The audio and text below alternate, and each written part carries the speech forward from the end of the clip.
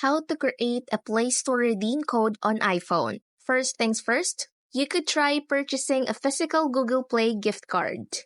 Go to a physical retail store that sells gift cards. Many stores carry Google Play gift cards in various currency. Second, you could try purchasing a digital Google Play gift card online. You can buy digital Google Play gift cards from various online retailers using your iPhone's web browser, like Safari, Chrome, etc. Some of those are Amazon. Search for Google Play gift card on Amazon. Walmart. Many large retailers sell digital gift cards on their website.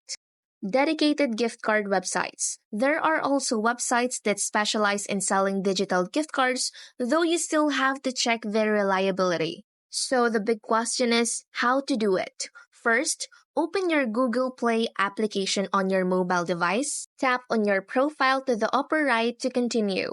Choose the option Payment and Subscriptions to redeem. You have to select Redeem Code to use your cards. Lastly, enter the correct code to finish.